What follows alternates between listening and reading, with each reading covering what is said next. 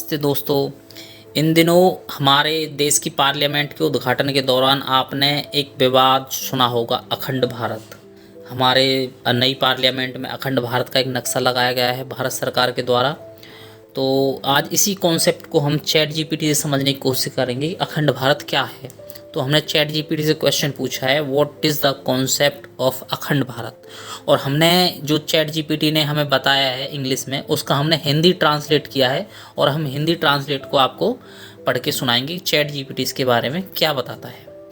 अखंड भारत की अवधारणा, जिसे अखंड हिंदुस्तान भी कहा जाता है, एक एकीकृत और अविभाजित भारतीय उपमहाद्वीप के विचार को संदर्भित करता है।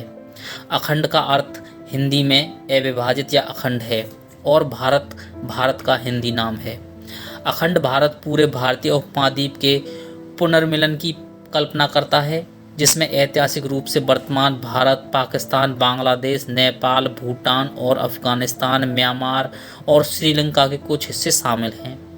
अखंड भारत के समर्थकों का मानना है कि ये क्षेत्र कभी एक ही सांस्कृतिक, ऐतिहासिक और सभ्यतागत इकाई का हिस्सा थे, इन्हें वापस एक साथ लाना चाहिए।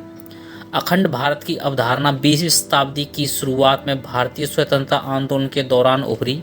यह मुख्य रूप से राष्ट्रीय आंदोलन से जुड़ा था, विशेष रूप से राष्ट्रीय स्वयंसेवक संघ आरएसएस और इसके वैचारिक सहयोगियों जैसे संगठनों के साथ। आलोचकों का तर्क है कि अखंड भारत की अवधारणा अक्सर हिंदू बहुसंख्यवाद को बढ़ावा देने के लिए उपयोग की जाती है और धर्मनिरपेक्षता, धार्मिक विविधता के सिद्धांत को कमजोर करती है। वे राष्ट्रीय सीमाओं के पुनर्निर्धारण और ऐतिहासिक संघर्षों को हल करने से जुड़ी जटिलताओं और चुनौतियों की ओर इशारा करते हैं।